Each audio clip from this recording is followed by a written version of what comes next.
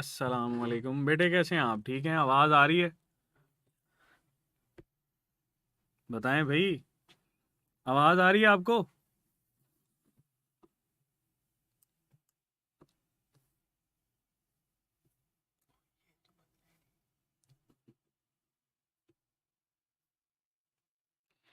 Okay, चलो।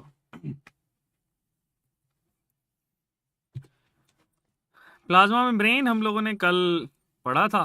ठीक है, ये उसका कुछ रिवीजन रिव्यू है हमारे पास। ठीक है,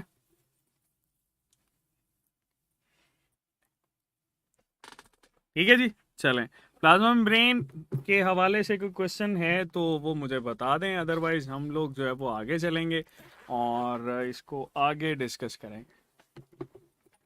ठीक है जी, चलें।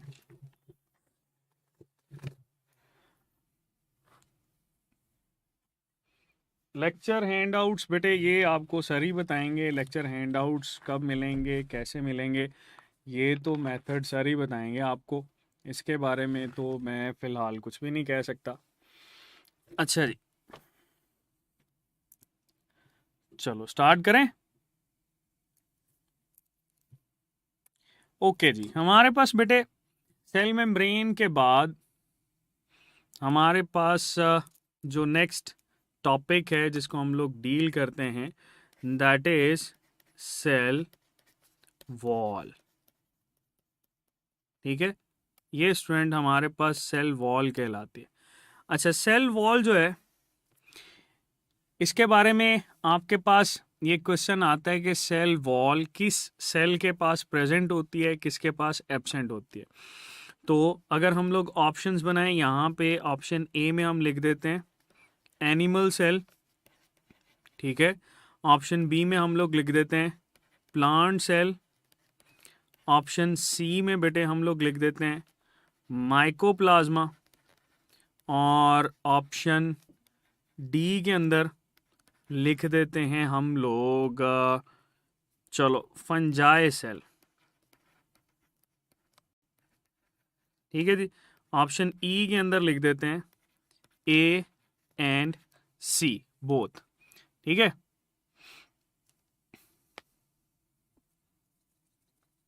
अच्छा ये बेटे हमारे पास क्वेश्चन है, तो मैं सवाल पूछता हूँ, साथ साथ आपने जवाब देते जाना है। मुझे ये बताओ, इनमें से कौन से ऐसे सेल हैं जिनके पास सेल वॉल नहीं होती? Which one of the following does not have cell wall? किसके पास सेल वॉल नहीं होती? बेटे लास्ट पे क्वेश्चन करते हैं, ठीक है? जो भी आपके क्वेश्चंस हैं इनको लास्ट पे डील करते हैं। पहले हम लोग जरा इसको डिस्कस कर लें। ठीक है, चलो देखो हमारे पास बेटे क्वेश्चन क्या है कि सेल वॉल किसके पास नहीं होती। तो अगर आप देखो तो हमारे पास बेटे ये जो एनिमल सेल होता है इसके पास भी सेल वॉल नहीं होती, that is not having cell wall, कोई सेल वॉल नहीं है। प्लांट सेल के पास सेल वॉल होती है और ये सेल वॉल किस चीज़ की बनी होती है? सेल्यूलोज की बनी होती है।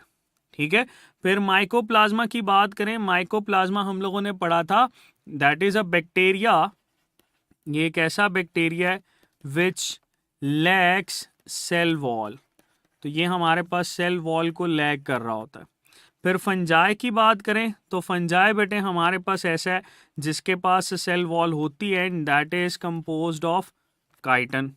ठीक है, तो सवाल था किसके पास सेल वॉल नहीं होती, तो आंसर आपके पास होगा ऑप्शन ई।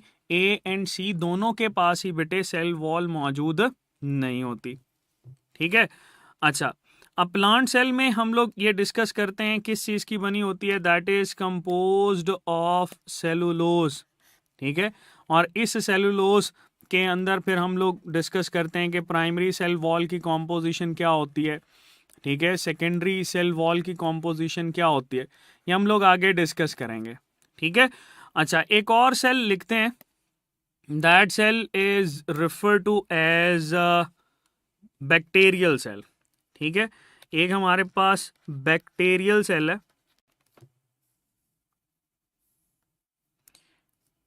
Bacterial cell. तो बैक्टीरियल सेल के अंदर आपको ये जो सेल वॉल नजर आती है that is composed of peptidoglycan. ये स्टूडेंट हमारे पास बनी होती है पेप्टाइडोग्लाइकेन की। पेप्टाइडोग्लाइकेन के साथ हम लोग म्यूरिन भी मेंशन कर रहे होते हैं।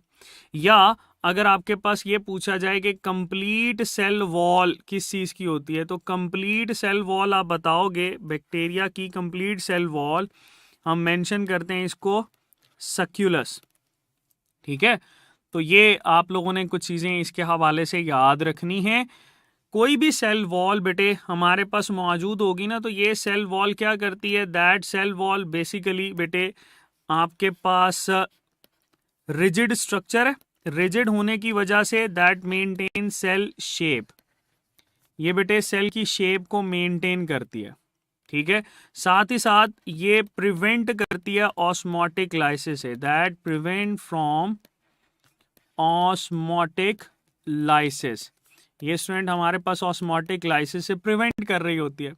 ठीक है, ऐसे सेल जिनके पास सेल वॉल नहीं होती उनमें ऑस्मोटिक लाइसिस होगी। जैसे बेटे आप लोग देखो एनिमल सेल, तो एनिमल सेल के अंदर अगर सेल वॉल नहीं है बाहर तो दे शो लाइसिस, इनके अंदर लाइसिस होती है, ब्रेक डाउन हो जाता है ऑस्मोटिक बैलेंस डिस्टर्ब होने की वजह से। ठीक है, तो ये हम लोग सेल वॉल का कुछ ना एक स्लाइड सा इंट्रोडक्शन हम लोग डील कर रहे होते हैं जो कि आपके पास पता होना चाहिए इसके हवाले से। चलो आगे चलते हैं। हमारे पास स्टूडेंट एक और चीज़ जो कि हम, अच्छा जी, रेड यूज़ ना करें, नहीं करते बेटे, रेड यूज़ नहीं करते, जिसमें आप इजी हैं हम वही यूज़ करेंगे, परेशान होने वाली बात नहीं है इसमें। ठीक है, परेशान नहीं होना, आपने ये सोचना है कि आप बेटे यहाँ पे जितनी भी एफर्ट कर रहे हैं, आपके टीचर्स जितनी भी एफर्ट कर रहे हैं, ये आपके लिए है। ठीक है, और इंशाल्लाह आप जो है वो बहुत अच्छे डॉक्टर बनेंगे, अल्लाह पाक आपको कामयाब करे। चलो अच्छा, ये वापस ज़रा इसमें ऐड कर लो। आपके पास अगर पूछा जाए सेल वॉल कौन सिक्रीट करता है, तो याद करो हम लोगों ने पढ़ा था प्रोटोप्लास्ट जो है उसकी सिक्रीशन ये सेल वॉल होती है। ओके, चलो वापस आ जाओ। हमारे पास बेटे सेल वॉल एक ना रिजिड स्ट्रक्चर है, लेकिन साथ ही साथ ये एक अच्छा खासा जो है वो हमें शो करवाता है कि भाई ये जो है, ये देखो हम लोग ये एक सेल बनाते हैं। ठीक है, that is a plant cell. एक और प्लांट सेल बना लेते हैं,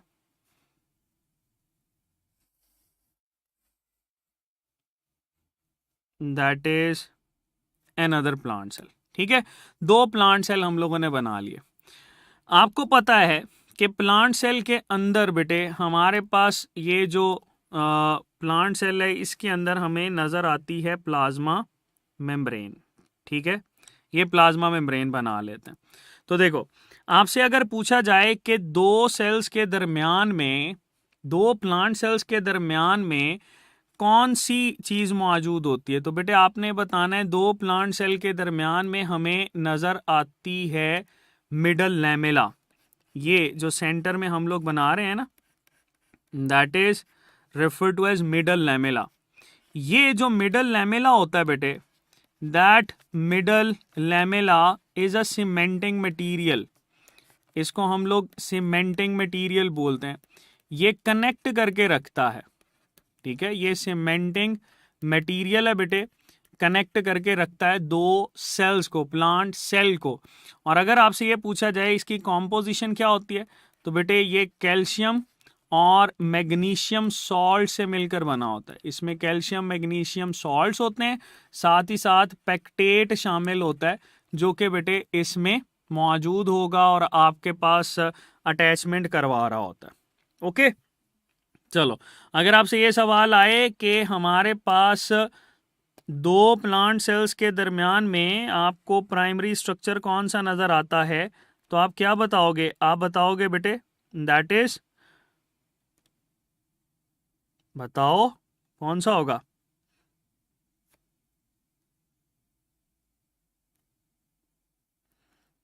बताओ भाई, मिडल लैमेला। ठीक है, तो चलो हम यहाँ पर क्या करते हैं, लेबलिंग स्टार्ट करते हैं।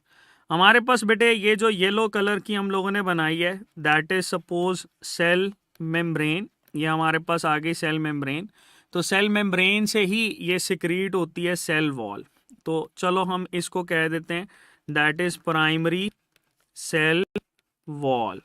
ये जो प्राइमरी सेल वॉल होती है, अगर आपसे इसकी कॉम्पोजिशन पूछा जाए तो कॉम्पोजिशन क्या होती है बेटे? इसकी कॉम्पोजिशन में आपने बताना है सेल्यूलोज मौजूद होता है, इसकी कॉम्पोजिशन में हेमी सेल्यूलोज मौजूद होता है, और इसकी कॉम्पोजिशन में पैक्टिन भी मौजूद होता है। क्या आप में से कोई बता सकता है पैक्टिन जो होता है ये कौन से फ्रूट के अंदर सबसे ज़्यादा होता है? चलो मैं ये बता देता हूँ कि पैक्टिन अगर आप खाते हो तो पैक्टिन की वजह से ना आपकी बॉडी के अंदर वाटर एब्जॉर्ब ज़्यादा होना शुरू हो जाता है, फीकल मटेरियल पे इफेक्ट करता है। बताओ बताओ कौन सा ऐसा फ्रूट है जिसमें पैक्टिन ज़्यादा होता है?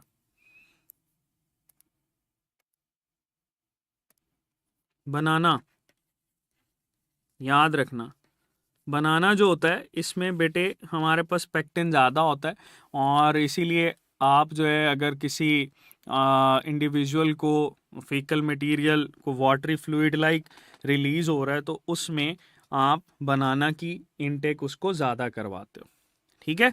अच्छा, यहाँ पर सेलुलोज को भी थोड़ा सा सुन लें कि ये जो सेलुलोज के मॉलिक्यूल्स होते हैं ना, they are found in criss cross manner. ये सपोज हमारे पास हम इस तरह से इसको मेंशन करते हैं, ये क्रिस क्रॉस मैनर्स कहलाते हैं, that is Chris cross manner. इस क्रिस क्रॉस मैनर की वजह से ना इसकी स्ट्रेंथ बढ़ जाती है। ये क्रिस क्रॉस मैनर बेटे इसकी स्ट्रेंथ को इंक्रीज करता है। ओके, चलो एक आगे चलते हैं। सेकेंडरी सेल वॉल जो होती है बेटे, ये भी आपके पास ये सिक्रीट कर रही होती है कौन? Plasma membrane. ये देखो हम इसको प्लाज्मा मेम्ब्रेन के साथ हमने यहाँ पर ड्रॉ किया है, और ये प्राइमरी सेल वॉल के ना नीचे होती है, that is beneath primary cell wall. तो ये हम लोगों ने यहाँ पर ऐड कर दी है ग्रीन कलर की। ये ग्रीन कलर की जो है इसको हम लोग लेबल कर रहे हैं एज सेकेंडरी सेल वॉल। और ये सेकेंडरी सेल वॉल जो है बेटे, इसकी कॉम्पोजिशन क्या होती है? इसकी कॉम्पोजिशन में आपको सिलिका नज़र आता है, इसकी कॉम्पोजिशन में बेटे आपको वैक्सीज नज़र आते हैं, कुछ सॉल्ट्स नज़र आते हैं, और इसकी कॉम्पोजिशन में सबसे इंपॉर्टेंट लिग्निन नज़र आता है। तो अगर कहीं पर लिग्निफाइड सेल आपको नजर आएगा ना, अगर वो कहता है कि लिग्निफाइड सेल है, तो बेटे वो सेकेंडरी सेल वॉल कंटेन कर रहा होता है। ठीक है बेटे, आपके नेटवर्क का इशू है, अगर कोई लैग कर रही है यहाँ पे तो नेटवर्क बेटे मैंने चेक किया है, दैट इज ओके। ठीक है। अच्छा, अब सवाल ये है कि ये जो हमारे पास प्राइमरी सेल वॉल है ये कौन से सेल्स में नज़र आएगी? हमेशा हम मेंशन करते हैं लिविंग सेल्स के अंदर ये प्राइमरी सेल वॉल नज़र आती है, और लिविंग सेल्स में आप बेटे मेंशन कर रहे होते हो पैरेनकाइमा सेल्स। पैरेनकाइमा सेल्स हैं ये लिविंग सेल्स की कैटेगरी के अंदर आते हैं। सेकेंडरी सेल वॉल हमें नज़र आती है नॉन लिविंग सेल्स के अंदर, या हम इनको डेड सेल भी कंसीडर करते हैं, और इनमें बेटे हमारे पास आ जाता है sclerenchyma cells. There are sclerenchyma cells, और ये sclerenchyma cells secondary cell wall contain करते हैं, और सेकेंडरी सेल वॉल जिसमें भी होगी वो आपके पास नॉन लिविंग है। अच्छा, इसकी एक और एग्जांपल हम लोग यहाँ पर मेंशन कर लेते हैं। एक आते हैं sieve tube cells. Sieve tube cells, sieve tube cells के अंदर भी बेटे आपको सेकेंडरी सेल वॉल नजर आती है। ठीक है, जिसकी वजह से ये आपके पास बेटे अपटेक या सिंपल ट्रांसपोर्टेशन के लिए रिस्पॉन्सिबल होता है। ओके, चलो ये बेटे हमारे पास प्राइमरी सेल वॉल और सेकेंडरी सेल वॉल को हम लोग डील करते हैं, जिसमें आपके पास एक और बड़ी इंपॉर्टेंट चीज़ कि अगर थिकनेस की बात करें ना तो ये सेकेंडरी सेल वॉल की थिकनेस ज़्यादा होती है। सेकेंडरी सेल वॉल की थिकनेस हमारे पास ज़्यादा होती है as compare to primary cell wall. अच्छा, प्रोटोप्लास्ट और प्रोटोप्लाज्म जो है बेटे, इसको मेंशन कर लेते हैं। देखो, अगर हमारे पास एनिमल सेल हो ना, एनिमल सेल, और इस एनिमल सेल से आप रिमूव कर दो प्लाज्मा मेम्ब्रेन, एनिमल सेल से क्या रिमूव किया है? प्लाज्मा मेम्ब्रेन, तो बाकी रिमेनिंग पार्ट हमारे पास आ जाएगा protoplasm, that is also refer to as living portion.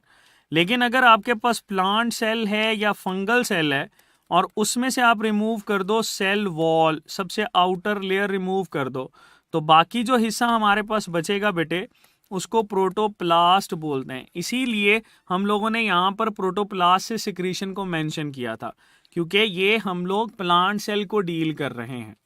Okay,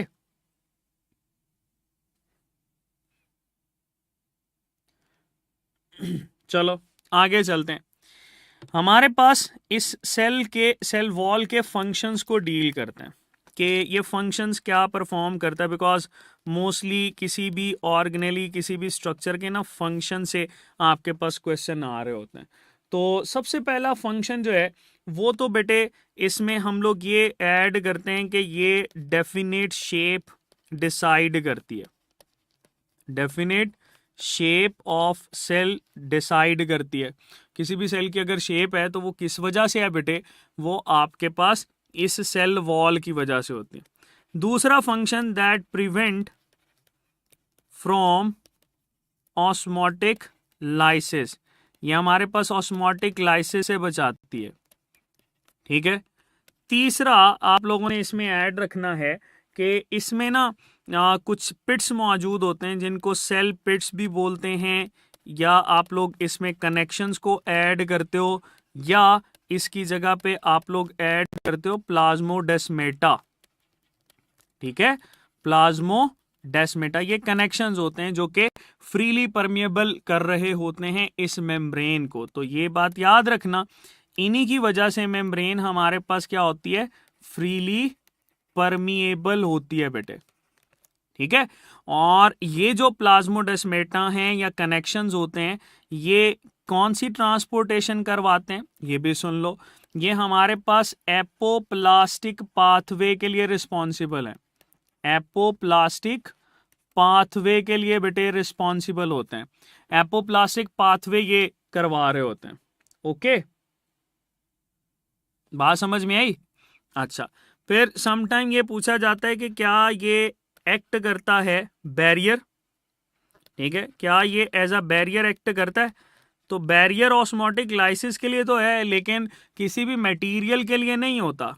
इसीलिए तो ये आपके पास बेटे फ्रीली परमिएबिलिटी शो कर रहा होता है, हर चीज को आजादाना इसके अंदर से गुजार रहा होता है। ठीक है, ओके। तो ये बेटे हम लोग इसके फंक्शंस को डील करते हैं। इसमें एपोप्लास्टिक पाथवे वाला इंपॉर्टेंट है, इसको आप लोगों ने याद रखना। तो ये बेटे सेल वॉल के अंदर ये कुछ चीज़ें थी जो कि हम लोग ऐड कर रहे होते हैं, जिसमें से क्वेश्चन बनते हैं। सो आई होप ये आप लोग क्लियर कर लोगे। अच्छा जी, एपोप्लास्टिक पाथवे क्या है बेटे? ये देखो, हम यहाँ पर इस मेम्ब्रेन की बात करते हैं। सपोज हमारे पास ना ये कनेक्शंस हम बनाते हैं।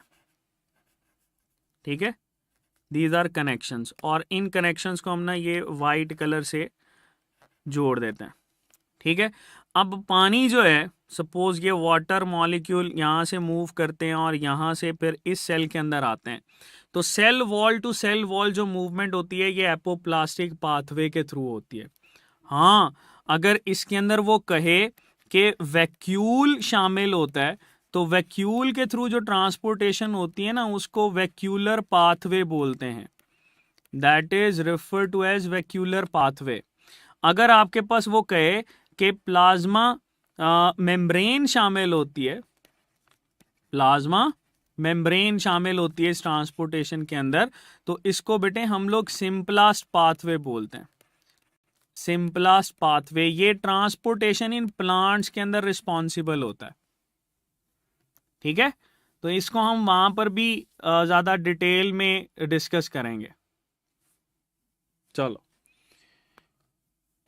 ये बेटे हमारे पास सेल वॉल को हम लोग डील करते हैं। सेल वॉल से आगे मूव करते हैं। हमारे पास बेटे कुछ एंडो मेम्ब्रेनस स्ट्रक्चर्स हैं, उनको हम लोग डील करेंगे। तो मुझे ये बताओ कि एंडो मेम्ब्रेनस स्ट्रक्चर्स कौन कौन से होते हैं। दो चीज़ मैं यहाँ पे लिख रहा हूँ। एक के एंडो मेम्ब्रेन्स क्या होती हैं। पहला मेरा सवाल ये है, व्हाट आर एंडो मेम्ब्रेन्स। दूसरा मेरा पॉइंट ये है कि एंडो मेम्ब्रेनस सिस्टम क्या होता है। ये दो चीज़ें मैं यहाँ पर पूछ रहा हूँ, एंडो मेम्ब्रेनस सिस्टम और एंडो मेम्ब्रेन्स क्या होती हैं। पहले आप मुझे ये बताओ कि एंडो मेम्ब्रेन्स क्या होती हैं। What are endomembranes.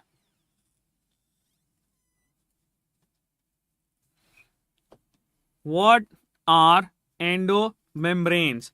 Endomembranes क्या होती हैं। एंडो मेम्ब्रेन्स क्या होती हैं बेटे, बताओ जल्दी से। अच्छा, एंडो मेम्ब्रेन्स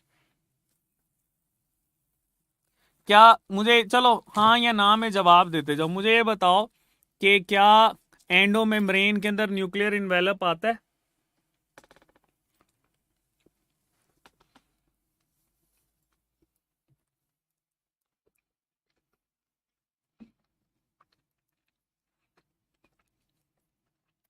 चलो देखते हैं। एंडो का मतलब होता है इनसाइड, ठीक है, और मेम्ब्रेन्स अंदर वाली मेम्ब्रेन्स। इसमें बेटे आपके पास न्यूक्लियर इन्वेलप जो है उसकी मेम्ब्रेन्स भी आ जाती हैं, ठीक है। इसमें आपके पास माइटोकॉन्ड्रिया की मेम्ब्रेन भी आ जाती हैं। इसमें आपके पास प्लास्टिड्स की मेम्ब्रेन भी आ जाती हैं। इसमें एंडोप्लाज्मिक रेटिकुलम भी आ जाता है। इसमें गोल्जी अपरेटस भी आ जाता है। ये सारी की सारी बेटे हमारे पास एंडो मेम्ब्रेन्स होती हैं।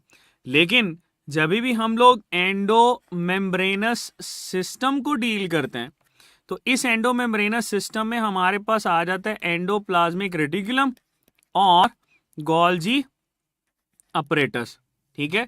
ये दो मेन कंपोनेंट होते हैं। फिर तीसरा इसमें गोल्जी वेसिकल्स भी हम लोग ऐड कर रहे होते हैं, क्योंकि उसकी भी मेम्ब्रेन इसी में से ही डिराइव करती है।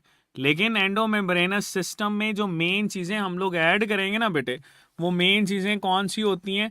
एंडोप्लाज्मिक रेटिकुलम, गोल्जी अपरेटस और इससे निकलने वाले वेसिकल्स। अच्छा, यहीं पर एक और चीज़ ऐड करते जाओ बेटे।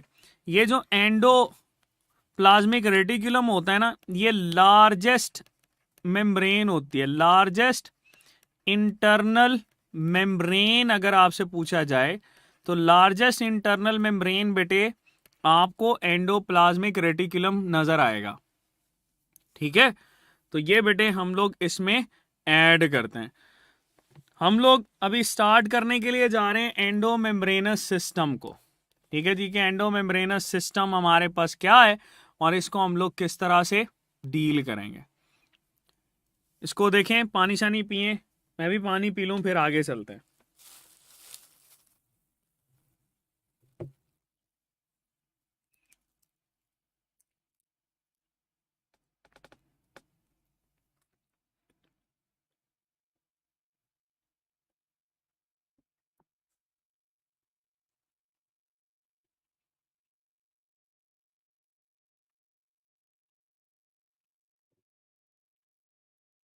जी पानी पी लिया।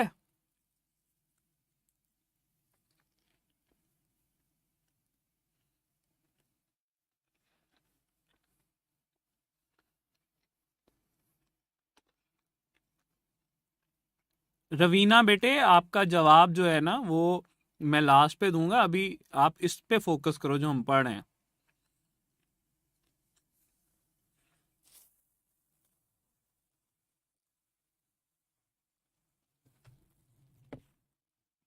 ठीक है, परेशान नहीं होना, आपको लास्ट पे मैं जवाब देता हूं इसका।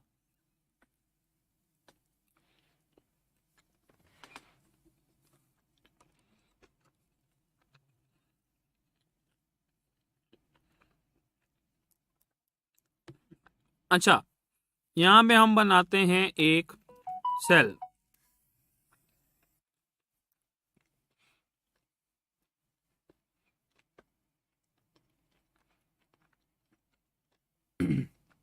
इरफान बेटे, मैंने बताया है इसमें डिफरेंस क्या होता है।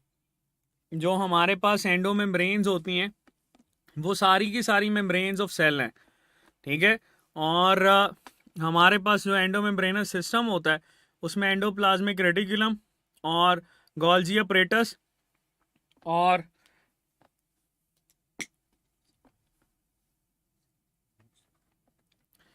ठीक है वो शामिल होती हैं।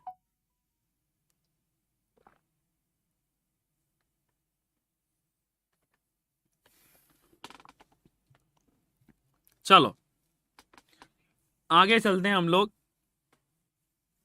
ये बेटे हमारे पास एक एनिमल सेल, इस एनिमल सेल के अंदर हम लोग बनाते हैं ये न्यूक्लियस, ठीक है। ये जो एंडोप्लाज्मिक रेटिकुलम होता है ये ओरिजिनेट कर रहा होता है इस न्यूक्लियर इन्वेलप से, और बेटे ये रेंज करता है आपके पास इस न्यूक्लियर इन्वेलप से लेकर प्लाज्मा मेम्ब्रेन तक। ये देखो, अगर हम लोग इसकी लिमिट पूछे ना तो न्यूक्लियर इन्वेलप और प्लाज्मा मेम्ब्रेन इन दोनों के दरमियान में ये रेंज करता है। कौन? एंडोप्लाज्मिक रेटिकुलम, ठीक है। ये बात याद रखना, इन दोनों के दरमियान ये रेंज कर रहा होता है, न्यूक्लियर इन्वेलप प्लाज्मा मेम्ब्रेन। अब बेटे आपके पास एक सिंपल सा सवाल आता है, आपने उसका जवाब बताना है मुझे। व्हाट इज द फंक्शन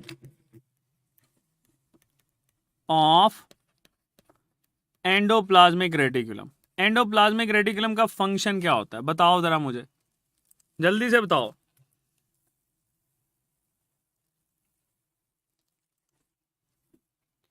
बताओ एंडोप्लाज्मिक रेटिकुलम का फंक्शन क्या होगा?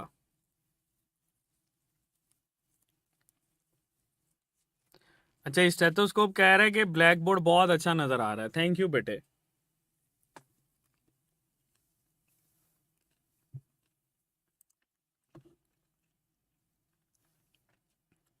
बताओ, चुप क्यों हो गए हो सारे?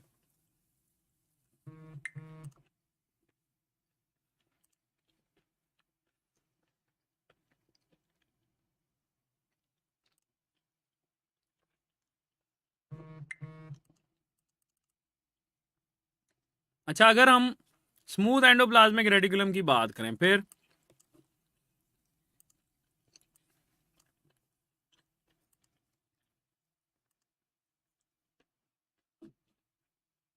स्मूथ भी सपोर्ट करेगा?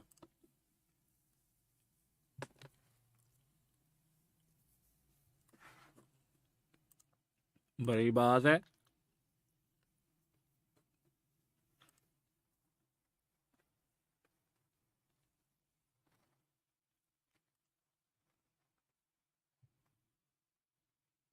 तो रफ एंडोप्लाज्मिक रेटिकुलम फिर क्या करेगा?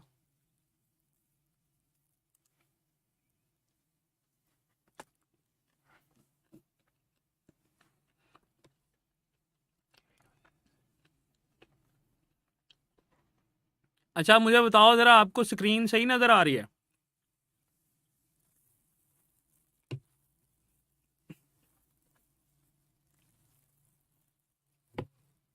बताओ स्क्रीन सही नजर आ रही है? इंटरनेट ठीक है अब?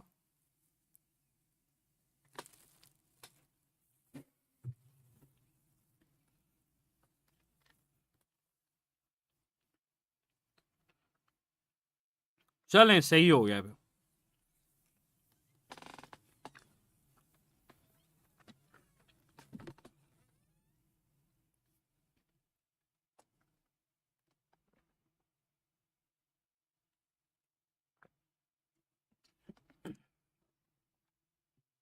एक मिनट बस मुझे दीजिएगा, मैं जरा इस नेटवर्क को सही कर लूं।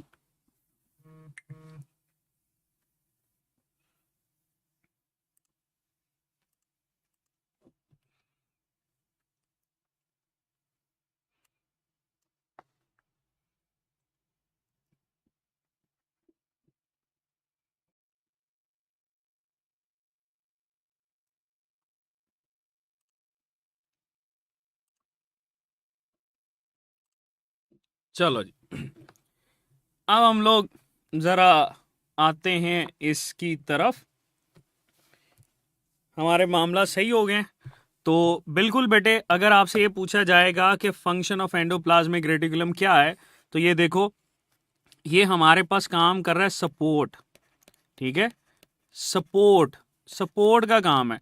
और सपोर्ट से आप लोग ये बात भी ऐड करते हो, सपोर्ट की वजह से, that mimics the action of cytoskeleton. ठीक है, अगर ये सपोर्ट कर रहा है ना, तो ये साइटोस्केलेटन का एक्शन मिमिक करता है या उसको असिस्ट भी कर रहा होता है। ठीक है, तो ये आप लोगों ने इसके साथ याद रखना है। अब एंडोप्लाज्मिक रेटिकुलम आपके पास बहुत सारे फंक्शंस परफॉर्म करता है जिसको हम लोग डील करते हैं, लेकिन उससे पहले हम क्या करते हैं, इसको ज़रा डिस्कस कर लेते हैं कि ये मेम्ब्रेन्स आपके पास बेटे, हम एंडोप्लाज्मिक रेटिकुलम को दो हिस्सों के अंदर डिवाइड कर रहे होते हैं। एक आ जाता है स्मूथ एंडोप्लाज्मिक रेटिकुलम और एक हमारे पास आ जाता है रफ एंडोप्लाज्मिक रेटिकुलम। ठीक है जी, इसमें बेटे हम ये कहते हैं कि राइबोसोम्स की प्रेजेंस और एब्सेंस की बेस के ऊपर डिवाइड किया जाता है। रफ एंडोप्लाज्मिक रेटिकुलम के पास होते हैं, स्मूथ के पास नहीं होते। अगर रफ के पास ये मौजूद हैं तो बेटे हम इसको ये कहेंगे कि इसका फिर फंक्शन क्या होगा, प्रोटीन सिंथेसिस करवाना। इसका काम है प्रोटीन सिंथेसिस करवाना। ठीक है, और स्मूथ एंडोप्लाज्मिक रेटिकुलम का काम अगर आपसे पूछा जाए तो आप ये बताओगे कि प्रोटीन सिंथेसिस के अलावा बाकी सारे काम जो है ये स्मूथ एंडोप्लाज्मिक रेटिकुलम करता है। जैसे आपसे पूछा जाए लिपिड मेटाबॉलिज्म, तो बेटे लिपिड मेटाबॉलिज्म ये करवाता है। ठीक है, SCR। फिर आपसे पूछा जाए कार्बोहाइड्रेट मेटाबॉलिज्म या कार्ब्स का मेटाबॉलिज्म, तो बेटे वो भी हमारे पास स्मूथ एंडोप्लाज्मिक रेटिकुलम ही करवाता है। ठीक है, फिर आपसे ये पूछा जाए डिटॉक्सिफिकेशन, तो आप ये बताओगे बिल्कुल डिटॉक्सिफिकेशन करवाना वो भी हमारे पास स्मूथ एंडोप्लाज्मिक रेटिकुलम का ही काम होता है। फिर आप अगर ये कहो कि कैल्शियम आयन स्टोरेज करवाता है, तो बिल्कुल बेटे कैल्शियम आयन स्टोरेज करवाना भी इसी का ही काम है। अगर आपसे ये पूछा जाए कि नर्व इंपल्स ट्रांसमिशन करवाना किसका काम है, तो आप ये बताओगे कि नर्व इंपल्स ट्रांसमिशन जो होती है ये भी हमारे पास स्मूथ एंडोप्लाज्मिक रेटिकुलम ही करवाता है। अब सवाल ये है कि स्मूथ एंडोप्लाज्मिक रेटिकुलम आपको किस सेल में नजर आता है। ठीक है, बिल्कुल बारिश की वजह से हो सकता है कोई मसला हो। स्मूथ एंडोप्लाज्मिक रेटिकुलम की जगह पे बेटे एक टर्म यूज की जाती है सार्कोप्लाज्मिक रेटिकुलम। सार्कोप्लाज्मिक रेटिकुलम, और ये बेटे सार्कोप्लाज्मिक रेटिकुलम हम किसको बोल रहे होते हैं, स्मूथ एंडोप्लाज्मिक रेटिकुलम को ही बोलते हैं। ये सार्कोप्लाज्मिक रेटिकुलम आपको नजर किस में आता है, that is present in muscle cell.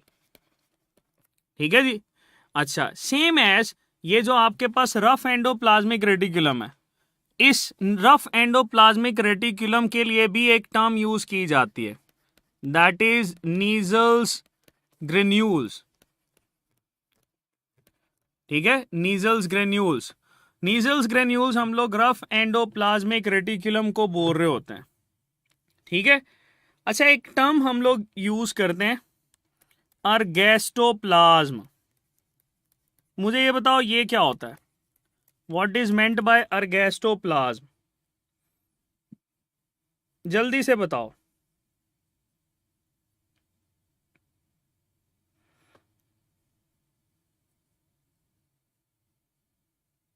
हाँ, अर्गेस्टोप्लाज्म बेटे हम लोग बोलते हैं रफ एंडोप्लाज्मिक रेटिकुलम को।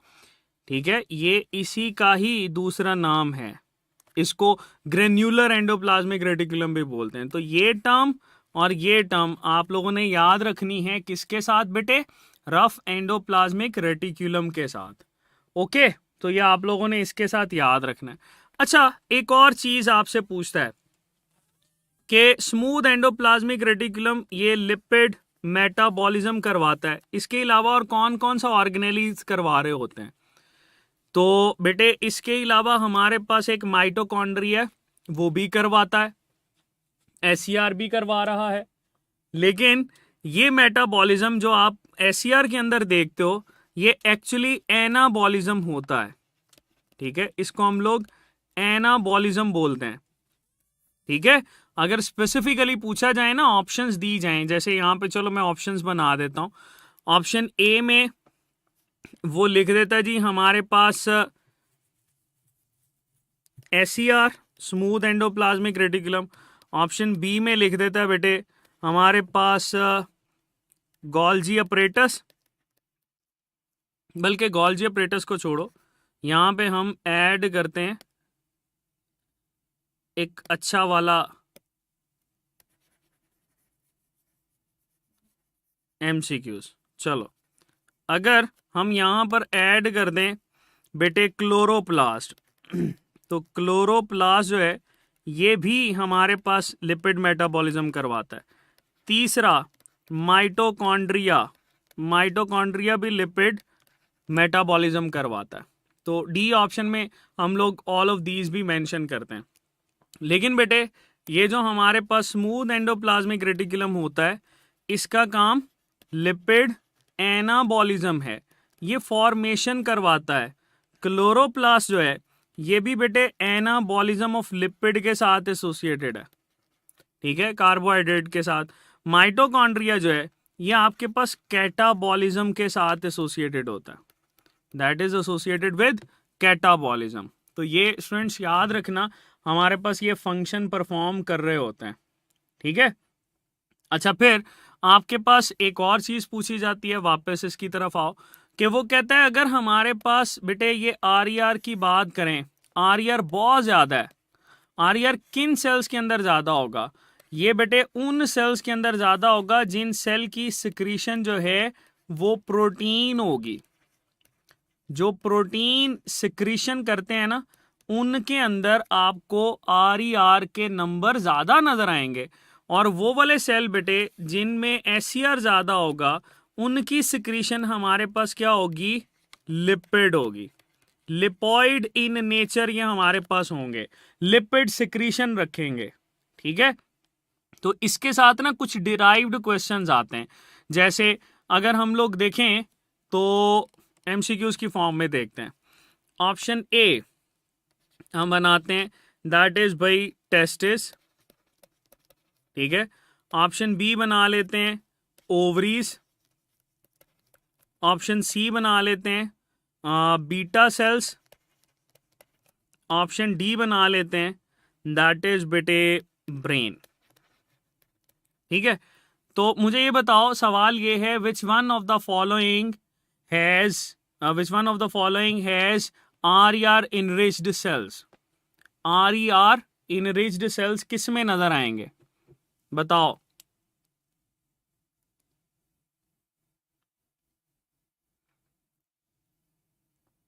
आर इनरिच्ड सेल्स किस में बेटे नजर आएंगे?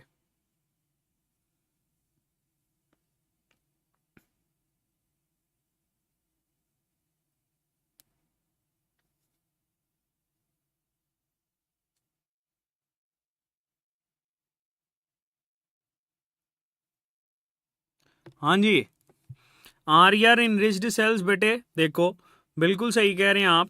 बीटा सेल्स की ना सिक्रीशन देखो, पहले बीटा सेल्स की सिक्रीशन हम लोग मेंशन कर रहे होते हैं इंसुलिन, ठीक है। बीटा सेल से इंसुलिन रिलीज होती है, तो इंसुलिन की वजह से हम यहाँ पर ऐड करते हैं कि आपके पास बेटे इनमें आर जो है वो नंबर में ज्यादा होगा, ठीक है। जबकि टेस्टिस की सिक्रीशन देखो, इनकी सिक्रीशन में आपके पास टेस्टोस्टेरोन आ जाता है जो कि लिपॉइड इन नेचर है, और अगर लिपिड है तो लिपिड में क्या ज्यादा? एससीआर। सेम एज ओवरी की बात करो तो इसमें बेटे वो एस्ट्रोजन की बात करते हैं, और ये और एस्ट्रोजन जो होता है इसमें भी एससीआर ज्यादा, ठीक है। ब्रेन की बात करो तो इसमें भी लिपिड हम लोग ऐड करते हैं, ठीक है, तो इसमें भी क्या ज्यादा? एससीआर ज्यादा होगा, तो ये आप लोगों ने याद रखना है। ये इसके ऑपोजिट क्वेश्चन भी आ सकता है कि आपके पास SCR इनरिच्ड किस में होंगे, कौन सा ऐसा है जो कि आपके पास बेटे ये काम करवाएगा। अच्छा, एक एक वापस चीज जरा ऊपर की तरफ चलते हैं, एक चीज थोड़ी सी रिकॉल करते हैं। डिटॉक्सिफिकेशन जो है ना, ये हम लोगों ने पढ़ी तो है, लेकिन अगर आपसे ये पूछा जाए कि डिटॉक्सिफिकेशन एक्चुअली कहाँ पर कर रहा होता है, तो लीवर एक ऐसा ऑर्गन है जहां पर डिटॉक्सिफिकेशन होती है। उन लीवर के सेल्स के अंदर बेटे SCR ज्यादा होगा, उसके सेल्स के अंदर बेटे आपको SCR के साथ साथ माइटोकॉन्ड्रिया भी ज्यादा नजर आएगा। ठीक है, ओके। तो ये बात बेटे आप लोगों ने याद रखनी है। ओके हो गया? चलो जी, अच्छा अब आगे चलते हैं कि हमारे पास एंडोप्लाज्मिक रेटिकुलम जो है, ये हम लोगों ने डिस्कस किया कि एंडोप्लाज्मिक रेटिकुलम सपोर्ट करता है। इसकी दो टाइप्स हमने देखी, SCR होता है और RER होता है। अच्छा, अब अगर आपसे ये पूछा जाए कि एंडोप्लाज्मिक रेटिकुलम किस किस सेल के अंदर एब्सेंट होता है, तो बेटे आपने बताना है दैट इज एब्सेंट इन, सबसे पहले प्रोकैरियोटिक सेल। जो प्रोकैरियोटिक सेल होता है ना, उसमें एब्सेंट होता है। फिर आपने बताना है एग सेल, इसमें भी आपके पास एब्सेंट होता है, एग सेल के अंदर। फिर बेटे RBC, उसके अंदर भी एब्सेंट होता है। फिर कुछ एम्ब्रियोनिक सेल्स होते हैं, उनके अंदर भी बेटे ये एब्सेंट होता है। सो अगर आपसे ये पूछा जाए किस किस में एब्सेंट है, तो आप बेटे बताओगे प्रोकैरियोटिक सेल में, एग सेल में, RBC के अंदर और एम्ब्रियोनिक सेल में ये एब्सेंट होते हैं। ओके, चलो ये बेटे हमारे पास था एंडोप्लाज्मिक रेटिकुलम। ठीक है, अच्छा एक इसमें एक्स्ट्रा पॉइंट ऐड करते जाओ, ये बस आपकी इंफॉर्मेशन के लिए है, आपके सिलेबस के साथ एसोसिएटेड नहीं है, लेकिन ये याद रखना कि ये एंडोप्लाज्मिक रेटिकुलम जो होता है ना, ये न्यूक्लियर मेम्ब्रेन बनाता है। ठीक है, that is involve in nuclear membrane during division के दौरान नई जो न्यूक्लियर मेम्ब्रेन होती है वो बनाना किसका काम है? एंडोप्लाज्मिक रेटिक्यूलम का काम होता है। ये बस आपके लिए एक एक्स्ट्रा पॉइंट था, इसको ऐड कर लो। ठीक है, बाकी दैट इज कोई इतना ज्यादा मुश्किल नहीं है।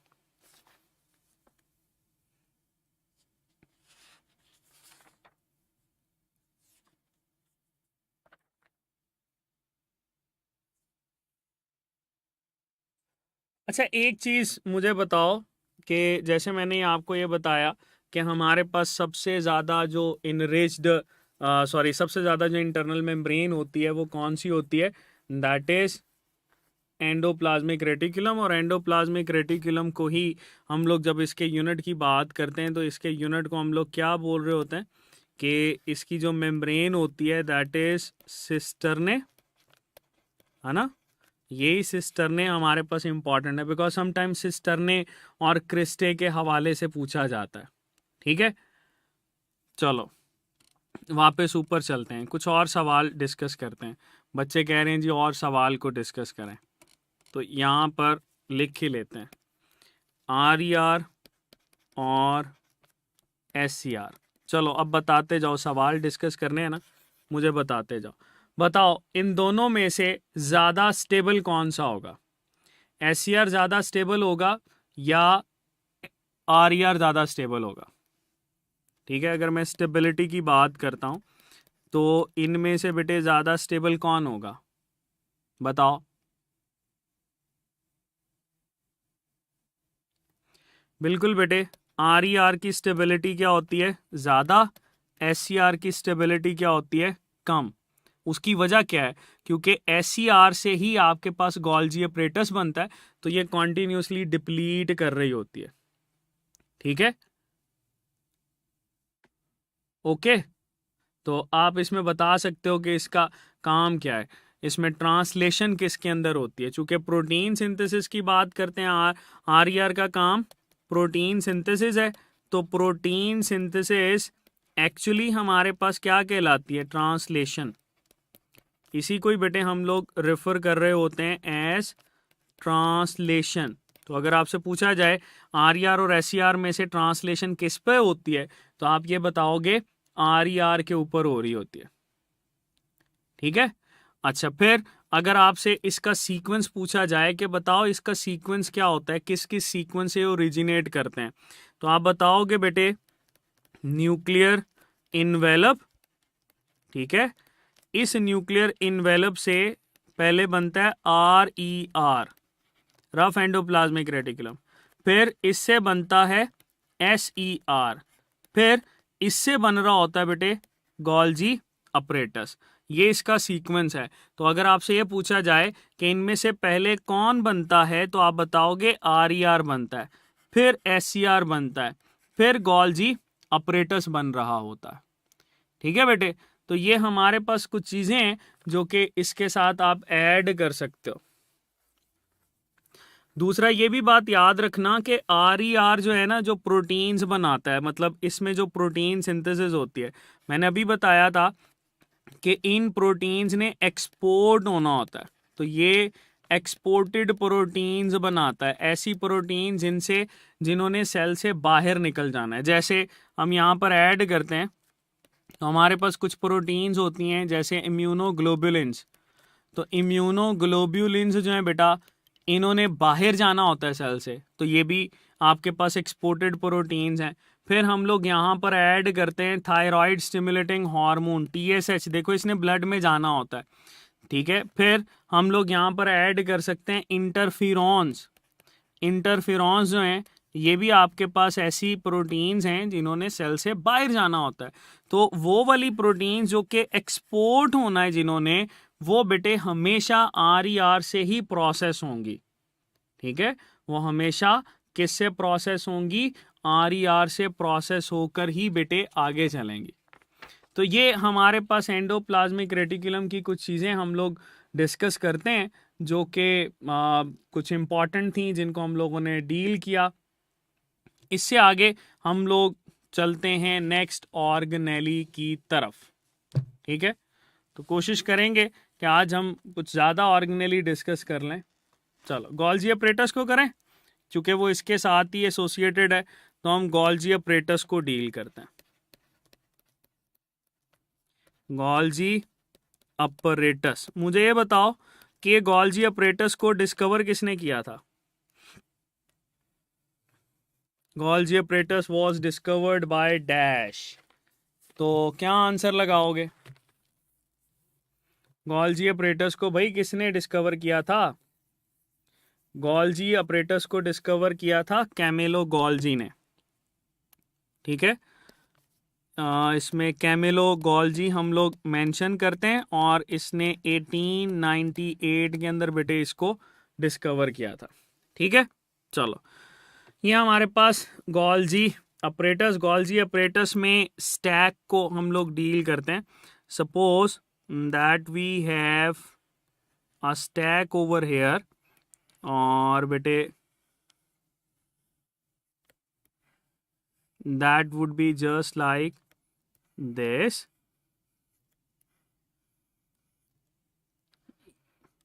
ठीक है। ये हम लोग इस तरह से बना लेते हैं इसको। That is Golgi. ठीक है। चलो, अच्छा, इसमें हमारे पास ये जो एक स्ट्रक्चर नज़र आता है, यानी ये वाला, ये किसी एक स्ट्रक्चर को हम लोग यहाँ पे साइड पे कर देते हैं। मैं ये कहता हूँ कि ये एक स्ट्रक्चर है हमारे पास। ठीक है जी। ये जो एक स्ट्रक्चर है that will be refer to as Golgi body. ठीक है। ये हमारे पास बेटे कहलाती है गोल्जी बॉडी। ये गोल्जी बॉडी है एक जो हम लोग डील करते हैं। ठीक है। और इससे बेटे आगे अगर हम लोग चलें तो यहाँ से वेजिकल्स निकलते हैं, that will be refer to as Golgi vesicle. तो गोल्जी वेजिकल, गोल्जी बॉडी। ये जो सारा का सारा स्टैक हमें नजर आता है, ये सारा का सारा स्टैक बेटे, that stack is refer to as Golgi apparatus. ठीक है, गोल्जी बॉडीज का जो स्टैक होता है ये हमारे पास कहलाता है गोल्जी अपरेटस। ठीक है, अच्छा, गोल्जी अपरेटस के साथ अगर आप लोग गोल्जी वेजिकल्स को ऐड कर देते हो तो गोल्जी अपरेटस और गोल्जी वेजिकल्स बेटे ये दोनों मिलकर हमारे पास बनाएंगे Golgi complex. They will form Golgi complex. तो ये तो पहले कुछ चीजें ऐड कर लो जो कि आपके लिए इंपॉर्टेंट हैं। ठीक है बेटे, साइक्लोसिस और स्ट्रीमिंग को हम डिस्कस करेंगे ना ये साइटोप्लाज्म के अंदर। अभी तो हम क्या डिस्कस कर रहे हैं, आप क्वेश्चन क्या पूछ रहे हैं? अगर इस तरह से होगा तो बेटे चीजें हमारी जो है ना वो आपस में मिक्स होती रहेंगी, हम चीजों को कवर नहीं कर पाएंगे। ठीक है, तो मेरा बेटा इसकी तरफ फोकस करो। ये जो हमारे पास मेम्ब्रेन होती है इसकी भी मेम्ब्रेन बेटे हमारे पास सिस्टर्ने कहलाती है। क्यों सिस्टर्ने कहलाती है? बिकॉज ऊपर देखो हम लोगों ने पढ़ा था SCR से ही गोल्जी अपरेटस बनता है, तो SCR से ही गोल्जी अपरेटस बनता है, इसी वजह से इसकी मेम्ब्रेन भी वही होगी। ठीक है, अच्छा यहाँ पर ना ये जो गोल्जी अपरेटस का स्टैक होता है इसके साथ कुछ चीज़ें ऐड करते जाओ जो कि MCQs बन सकती हैं। इनको रेंज भी बोलते हैं ऑफ गोल्जी बॉडीज। ठीक है, that is range of Golgi bodies. चलो इसको याद रखना है आपने।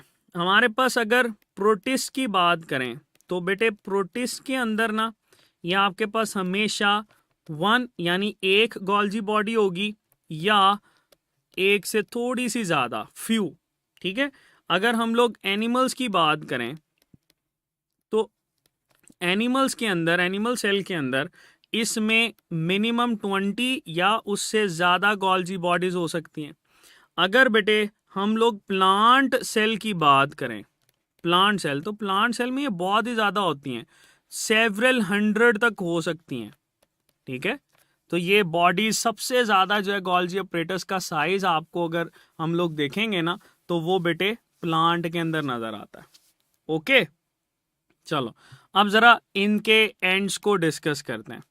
ये वाला एंड हमारे पास बेटे कहलाता है, इसको कन्वेक्स एंड भी हम लोग बोलते हैं, 2-3 नाम है, that is known as convex end. इसको बेटे सिस एंड भी बोलते हैं, यही हमारे पास फॉर्मिंग एंड भी कहलाता है, और ये बेटे रिसीविंग एंड भी कहलाता है, that is also known as receiving and.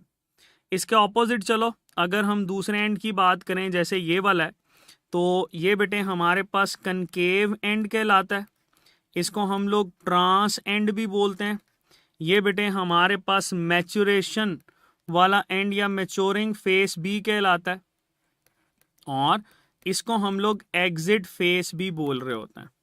ठीक है, तो ये याद रखना, कोई भी चीज़ आपके पास एंटर होगी कन्वेक्स एंड से और एग्जिट होगी आपके पास बेटे कनकेव एंड से, ये बात याद रखना। अच्छा, सम टाइम इसके दरमियान भी आपको ना कुछ वेजिकल्स नज़र आते हैं, ये वेजिकल्स आपके पास सैटेलाइट वेजिकल्स कहलाते हैं। ठीक है, जो कि इन बॉडीज़ के दरमियान में होते हैं, उनको सैटेलाइट वेजिकल्स या ट्रांसपोर्ट वेजिकल्स भी लेबल करते हैं। तो दैट इज़ क्वाइट सिंपल, जो कि हम लोग यहाँ पर ऐड कर रहे होते हैं। ओके, चलो अब आगे चलते हैं, हमारे पास इसी में से क्वेश्चन को ऐड करते हैं। आपके पास पूछता है कि ये जो गोल्जी वेजिकल है अगर ये बेटे SER से रिसीव कर रहा है मटेरियल तो इसकी कॉम्पोजिशन में कौन कौन सी चीज़ें हो सकती हैं? तो बेटे देखो, अगर आपके पास ये रिसीव कर रहा है SCR से तो SCR से रिसीव करने की वजह से हम ये कहेंगे कि ये जो गोल्जी वेजिकल है इसकी सिक्रीशन ज़्यादातर लिपॉइड होगी, लिपॉइड सिक्रीशन या लिपॉइड मटेरियल। अगर हम यहाँ पर मेंशन करें RER तो RER जो होता है बेटा इसकी अगर ये रिसीव कर रहा है तो RER की वजह से इसकी सिक्रीशन जो होगी वो प्रोटीनीशियस या प्रोटीन सिक्रीशन रिलीज करेगा, that will release protein secretion. तो SCR और RER ये दो डिफरेंट चीज़ें बेटे हम लोग डिस्कस करते हैं, ठीक है, जिससे गोल्जी वेसिकल की नेचर जो है ये आपके पास डिसाइड होती है। ये हम लोग यहाँ पर इसके फंक्शन को डील करते हैं। फिर आगे चलते हैं। हमारे पास बेटे इन्हीं वेसिकल्स के साथ ना समटाइम ऑप्शन में एक टर्म यूज करता है लिपोसोम्स की, ठीक है, ये समटाइम टर्म यूज करता है लिपोसोम्स की। तो जरा आप इसको भी क्लियर करते जाओ, लिपोसोम्स क्या होते हैं। लिपोसोम्स बेटे सिंथेटिकली फॉर्म्ड होते हैं, they are synthetically formed vesicles, ठीक है, और इनको हम लोग बेटे for the purpose of treatment use करते हैं। डिफरेंट डिसऑर्डर, जैसे आप लोग पढ़ा होगा आप लोगों ने, लंग्स के डिसऑर्डर जो होते हैं हम उसमें इसको यूज कर रहे होते हैं, दैट वाज सिस्टिक फिब्रोसिस, उसमें ये लिपोसोम्स यूज करते हैं। They can be used as a carrier as well, ठीक है। अच्छा, फिर बेटे वापस आ जाओ, जैसे पास्ट पिछले साल की तरह कुछ क्वेश्चंस थे कि गोल्जी अपरेटस को हम लोग बेटे पोस्टमैन ऑफ सेल भी बोलते हैं। Golgi apparatus is also known as postman of cell. तो ये याद रखना, पोस्टमैन ऑफ सेल हमारे पास कौन होता है, दैट इज गोल्जी अपरेटस। चलो अब जरा इसके फंक्शंस को देख लेते हैं कि गोल्जी अपरेटस कौन कौन से फंक्शंस परफॉर्म कर सकता है। चलो इसमें बेटे ये हमारे पास फंक्शन परफॉर्म कर रहा होता है सबसे पहले, दैट इज मॉडिफाइंग, बिल्कुल चीज़ों को मॉडिफाई करना इसका काम है, मॉडिफिकेशन ये करवाता है। फिर बेटे ये हमारे पास काम कर रहा होता है फॉर सॉर्टिंग, डिफरेंट चीज़ों को सॉर्ट आउट करना इसका काम है। फिर बेटे ये हमारे पास काम कर रहा होता है फॉर शिपिंग, इसी वजह से हम इसको पोस्टमैन ऑफ सेल भी बोलते हैं। फिर बेटे ये हमारे पास रिस्पॉन्सिबल होता है फॉर पैकिंग, ठीक है। अच्छा, अब सवाल ये आता है कि इनमें से सबसे इंपॉर्टेंट कौन सा है। ये है बेटे मॉडिफाइंग। मॉडिफाइंग को हम लोग ये भी बोलते हैं glycosylation, that is known as glycosylation. Glycosylation is the most important function of Golgi apparatus, ठीक है। ये बेटे क्या करता है, ग्लाइको का मतलब कार्बोहाइड्रेट, साइलेशन का मतलब ऐड करना। जैसे देखो, अगर ये हमारे पास बेटे लिपिड को रिसीव करता है तो लिपिड के अंदर ये कार्बोहाइड्रेट ऐड करेगा और उसको कन्वर्ट कर देगा ग्लाइकोलिपिड के अंदर, that will be converted into glycolipid. अगर बेटे ये प्रोटीन को रिसीव करता है तो प्रोटीन को रिसीव करके उसमें ऐड करेगा कार्बोहाइड्रेट और ये कन्वर्ट हो जाएगा ग्लाइकोप्रोटीन्स के अंदर। तो ग्लाइकोप्रोटीन्स या ग्लाइकोलिपिड्स बनाना किसका काम है, गोल्जी अपरेटस का, ठीक है। फिर आपसे ये पूछा जाए कि इसमें चूंकि कार्बोहाइड्रेट ऐड हो रहे हैं तो कार्बोहाइड्रेट की वजह से इसको ग्लाइकोसाइलेशन हम लोग बोलते हैं और ये कॉन्जुगेटेड मॉलिक्यूल के लिए ही यूज किया जाता है, ओके। अच्छा, फिर बेटे हम इसके फंक्शंस के अंदर या एक एक्स्ट्रा करेक्टर में ऐड कर देते हैं कि Golgi apparatus is an organelle which produces organelle, ठीक है। ये एक ऐसा ऑर्गेनेली है जो कि और ऑर्गेनेलीज को प्रोड्यूस करता है। इसको हम लोग आगे देखेंगे कौन कौन से ऑर्गेनेलीज। इन ऑर्गेनेलीज में आप देख लो, एक तो लाइसोसोम्स, इसी से ही ओरिजिनेट करते हैं। पर ऑक्सीसोम्स, ऑर्गेनेलीज हम इनको लेबल कर रहे होते हैं, इसी से ही ओरिजिनेट होते हैं। फिर बेटे ग्लाइऑक्सीसोम्स, ये भी हमारे पास इसी से ही ओरिजिनेट हो रहे होते हैं, ठीक है। लाइसोसोम्स, पर ऑक्सीसोम, ग्लाइऑक्सीसोम, ये किस ऑर्गेनेली से बनते हैं, गोल्जी अपरेटस से बेटे ये बन रहे होते हैं, ठीक है, ओके। चलो फिर इनके कुछ और नाम, अभी कुछ बच्चे पूछ रहे थे कि गोल्जी अपरेटस के और नाम क्या होते हैं। तो बेटे गोल्जी अपरेटस, एक तो मैंने आपको ये बताया कि गोल्जी अपरेटस को हम लोग पोस्टमैन ऑफ सेल बोलते हैं। इसी के साथ साथ आप यहाँ पर ऐड कर सकते हो that it is also known as canalicular system, canalicular system of cell, ठीक है। या बेटे हम इसको लिपोकॉन्ड्रिया भी बोलते हैं, it is also known as lipochondria, lipochondria, जैसे माइटोकॉन्ड्रिया ना, सेम एज हम इसके लिए यूज कर रहे होते हैं लिपोकॉन्ड्रिया की term. So that was Golgi apparatus. ये बेटे हमारे पास गोल्जी अपरेटस, इसमें गोल्जी बॉडी, इसमें आपके पास क्या फंक्शन परफॉर्म कर रहा होता है ये हम लोगों ने डिस्कस किया. ठीक है, तो यहां तक अगर बेटे कोई क्वेश्चन है तो आप पूछ सकते हैं.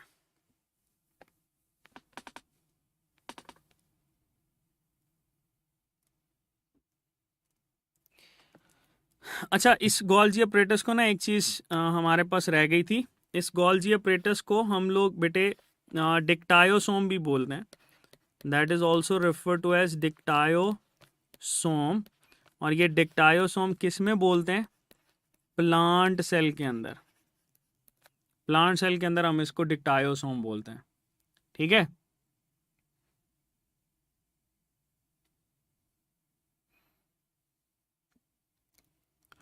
ओके जी. ये बेटे हमारे पास इसमें कुछ चीज़ें थी जो कि आपके लिए इम्पॉर्टेंट हैं. अब आगे चलते हैं हम लोग इस एक सिस्टर्ने को बनाते हैं. सपोज ये हमारे पास गोल्जी बॉडी है. ठीक है, दैट इज गोल्जी बॉडी. इस गोल्जी बॉडी से बेटे हम यहाँ पर मेंशन करते हैं जी 3 तरह के वेजिकल निकलते हैं. ये एक वेजिकल हमने यहाँ पर बना लिया. ठीक है, दूसरा वेजिकल बेटे हम बनाते हैं that is just like this. और तीसरा वेजिकल हम बना देते हैं that is just like this. ठीक है, ये 3 वेजिकल्स. मैंने बताया था कि एक ऐसा ऑर्गेनेली है जो कि कॉन्टिन्यूसली प्रोड्यूस होता रहता है और कॉन्टिन्यूसली डिप्लीट होता रहता है. ठीक है, तो इस वजह से हम यहाँ पर क्यों डिप्लीशन को डिस्कस करते हैं, क्योंकि ये आपके पास छोटे छोटे वेजिकल्स बनाता है. तो देखो बेटे, हमारे पास ये एक वेजिकल है, अगर उसकी कॉम्पोजिशन आपको पता हो तो आप बता सकते हो कि ये क्या है. तो एंजाइम की कॉम्पोजिशन बहुत ज़रूरी है बेटे. जैसे देखो, हम लोग ये कहते हैं कि एक हमारे पास होता है, जैसे ये है, इसको हम कह देते हैं लाइसोसोम. लाइसोसोम क्यों कहते हैं? क्योंकि बेटे इसकी जो एंजाइम्स है ना वो बहुत ज़रूरी हैं. इसके एंजाइम आप लोगों ने याद रखना है AP हाइड्रोलिटिक. क्या याद रखना है? AP hydrolytic. AP हाइड्रोलिटिक, इसमें AP की जो टर्म होती है ना बेटे, that is used for acid phosphatase. ये हमारे पास एसिड फॉस्फेटेज के लिए यूज की जाती है. एसिड फॉस्फेटेज जो होता है बेटा, ये हमारे पास बहुत ही ज़्यादा pH को मेंटेन करता है, एंड दैट इज अबाउट 5.6. ठीक है, एसिडिक पे. हाइड्रोलिटिक जो होते हैं, हाइड्रोलिटिक की नेचर की बात करें तो इसमें बहुत ज़्यादा कैटेगरीज आ जाती हैं, लेकिन हम बेटे मेनली इसमें प्रोटीएजेस को ऐड कर रहे होते हैं. इसमें बेटे हम लोग एमाइलेजेस को ऐड कर रहे होते हैं. इसमें बेटे हम लोग न्यूक्लिएजेस को ऐड कर रहे होते हैं. ठीक है, और इसमें हम लोग ऐड कर रहे होते हैं लाइपेजेस को. इनके अच्छे खासे नंबर्स होते हैं. तो वो वाले एंजाइम जो कि हाइड्रोलिटिक एक्टिविटी परफॉर्म करते हैं और ये बेटे एसिड फॉस्फेटेज रखते हैं, इसको हम लोग बोलते हैं लाइसोसोम. ठीक है, that is refer to as lysosome. अच्छा, फिर हम लोग चलते हैं इसमें पर ऑक्सीसोम्स की तरफ. पर ऑक्सीसोम्स जो है बेटा, ये हमारे पास एक ऐसे स्ट्रक्चर्स हैं जिसमें आप जब इसके एंजाइम्स को डील करते हो ना, तो इसमें एंजाइम्स होते हैं दैट इज PGC. मुझे बताओ आप में से पंजाब ग्रुप ऑफ कॉलेजेस का कौन कौन बचा है? PGC, Punjab group of colleges. है कोई यहाँ पे को बच्चा जो PGC से पढ़ा हो?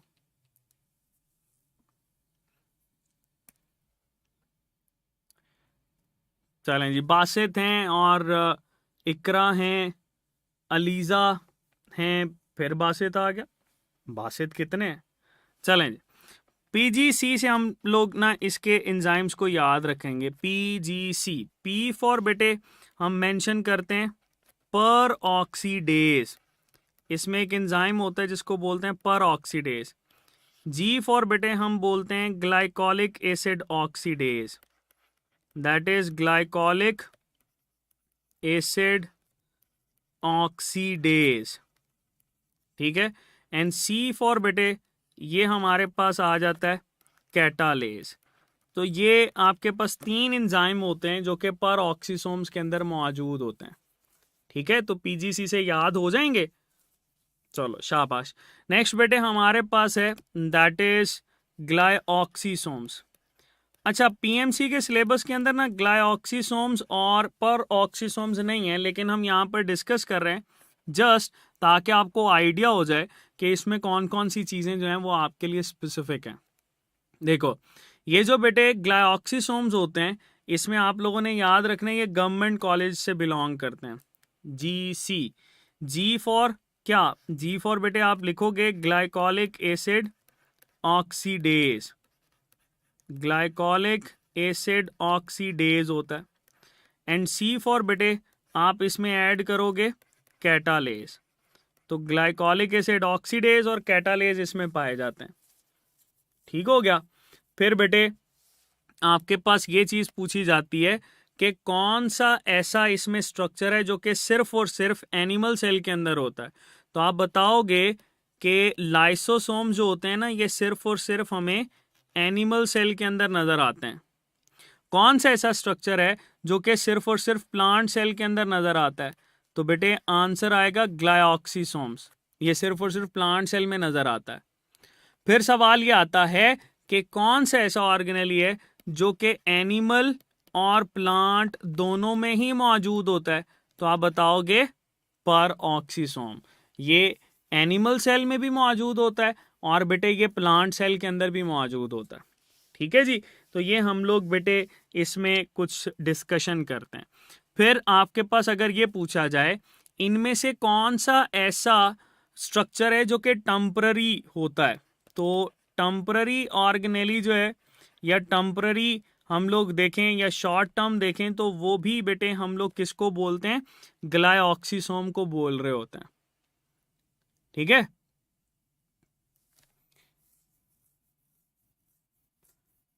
ये बेटे आप लोगों ने याद रखना है, ये हमारे पास एनिमल, प्लांट और किस किस के अंदर मौजूद होता है, इसको हम लोग डील करते हैं। फिर सुसाइडल बैग्स किनको बोलते हैं? तो अगर आपसे ये पूछा जाए कि सुसाइडल बैग्स कौन से हैं, तो बेटे सुसाइडल बैग्स हमारे पास होते हैं ये लाइसोसोम्स। लाइसोसोम्स को सुसाइडल बैग्स बोलते हैं, ठीक है। ये बेटे हमारे पास एक जनरल कंपैरिजन जिसको हम लोग डील कर रहे होते हैं।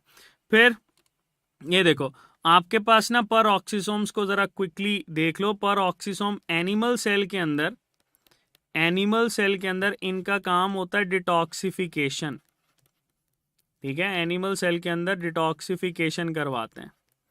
अच्छा, प्लांट के अंदर इनका काम होता है फोटो रेस्पायरेशन। प्लांट के अंदर इनका काम क्या है? Photo respiration. अच्छा, ये डिटॉक्सिफिकेशन से याद आया, हमने तो ये भी पढ़ा था कि डिटॉक्सिफिकेशन SCR करवाता है। तो यहाँ पर ऐड करो बेटे, ये जो डिटॉक्सिफिकेशन होती है, ये डिटॉक्सिफिकेशन भी हमारे पास 3 ऑर्गेनेलीज करवाते हैं। पहला SER, दूसरा पर ऑक्सीसोम हम लोगों ने पढ़ा, और तीसरा बेटे हमारे पास डिटॉक्सिफिकेशन के अंदर रिस्पॉन्सिबल होता है माइटोकॉन्ड्रिया, ठीक है। ये तीनों ही हमारे पास बेटे डिटॉक्सिफिकेशन करवा रहे होते हैं, ओके। तो ये आप लोगों ने इसके साथ याद रखना है। आगे चलते हैं। हमारे पास बेटे ये जो ग्लाइऑक्सीसोम होता है, ये ग्लूकोनियोजेनेसिस, या आप ये कह लो कि इसका काम होता है कि फैटी एसिड्स को कन्वर्ट करना है कार्बोहाइड्रेट्स के अंदर। फैटी एसिड्स को कन्वर्ट करना है कार्बोहाइड्रेट्स के अंदर, और इस वजह से ये आपके पास उन्हीं सीड्स के अंदर नज़र आएगा जिनमें जिनसे आप ऑयल हासिल करते हैं, बिकॉज ग्लाइऑक्सीसोम्स आपके पास सीडलिंग्स के अंदर नज़र आता है। सीडलिंग्स में, और उन सीडलिंग्स के अंदर नजर आएगा बेटा जिससे आप ऑयल हासिल करते हो, लाइक पीनट इसके अंदर मौजूद होगा, लाइक बेटे एलमंड इसके अंदर मौजूद होगा, लाइक हमारे पास वॉलनट इसके अंदर मौजूद होगा। ठीक है, तो ये बेटे इनके पास मौजूद होता है। अच्छा, फिर वापस चलते हैं हम लोग इसमें लाइसोसोम्स की तरफ। तो लाइसोसोम सुसाइडल बैग्स हैं, इसको हम लोग डिस्कस करेंगे। ठीक है, कि लाइसोसोम्स क्या फंक्शन परफॉर्म करते हैं और लाइसोसोम से क्या क्या चीज़ें जो हैं वो आपसे पूछी जा सकती हैं, ये हम लोग बेटे इसमें डिस्कस करेंगे। मुझे बताओ अभी तक इसमें कोई मसला है तो आप पूछ सकते हैं, अदरवाइज हम आगे चलेंगे। चलो लाइसोसोम्स की तरफ चलते हैं। लाइसोसोम्स बेटे हमारे पास सुसाइडल बैग्स कहलाते हैं। लाइसोसोम्स को हम क्या बोलते हैं? They are known as suicidal bags. ये सुसाइडल बैग्स हैं। अच्छा, सुसाइडल बैग्स तो हैं, साथ ही साथ बेटे हम इनको डस्टबिन ऑफ सेल भी बोलते हैं। They are also known as dustbin of cell. ठीक है, अगर आपसे ये पूछा जाए कि प्लांट सेल में लाइसोसोम नहीं होता तो फिर प्लांट सेल में फिर क्या होगा लाइसोसोम से मिमिक करता हुआ, तो बेटे फिर प्लांट सेल में आपके पास होगा वैक्यूल। लार्जर वैक्यूल जो होता है ये हम लोग कहते हैं दैट मिमिक्स लाइसोसोम। ठीक है, तो प्लांट के पास चूंकि लाइसोसोम नहीं ना होता तो हमारे पास बेटे ये वैक्यूल ही एज अ लाइसोसोम एक्ट कर रहा होता है इसमें। ठीक है, अच्छा इसमें कुछ और एक्स्ट्रा हैं, उसको भी शुरू में ही ज़रा देख लो कि लाइसोसोम के बारे में ना ये कंसीडर किया जाता है कि लाइसोसोम्स इनिशिएट करते हैं माइटोसिस। ठीक है, इनके बारे में ये कंसीडर किया जाता है कि दे इनिशिएट्स माइटोसिस। यही वो स्ट्रक्चर्स होते हैं जो कि माइटोसिस को इनिशिएट करते हैं। फिर इन्हीं में अगर आपसे ये पूछा जाए कि लाइसोसोम्स अगर नंबर में बहुत ज़्यादा हो जाएं या इनकी एक्टिविटी बहुत ज़्यादा हो जाए तो ये बेटे आर्थराइटिस कॉज करते हैं। ठीक है, आर्थराइटिस, इनकी ओवर एक्टिविटी आर्थराइटिस कॉज कर रही होती है। ओके, चलो आगे चलते हैं बेटे। हमारे पास एक एनिमल सेल बना लेते हैं। Suppose that we have an animal cell over here, और इस एनिमल सेल के अंदर ये सेंटर में न्यूक्लियस, और यहाँ पर हम बना लेते हैं दैट इज गोल्जी अपरेटस। ये गोल्जी वेजिकल डिस्कस करते हैं। ठीक है, चलो ये बेटे हमारे पास ये जो गोल्जी वेजिकल होता है, गोल्जी वेजिकल, ये गोल्जी वेजिकल आ गया। ठीक है, इस गोल्जी वेजिकल के अंदर आप लोगों ने चीज़ें याद रखनी है कि ये गोल्जी वेजिकल हमारे पास प्राइमरी लाइसोसोम कहलाता है। That is known as primary lysosome. क्यों प्राइमरी लाइसोसोम? बिकॉज इसके अंदर एंजाइम्स जो होते हैं वो इनएक्टिव होते हैं। एंजाइम्स क्या होते हैं? इनएक्टिव। अभी इन्होंने काम शुरू ही नहीं किया, ब्रेकडाउन स्टार्ट ही नहीं किया, इसी वजह से बेटे हम इनको क्या बोलते हैं? Primary lysosome. Primary lysosome inactive होता है, इसने ब्रेकडाउन स्टार्ट नहीं किया।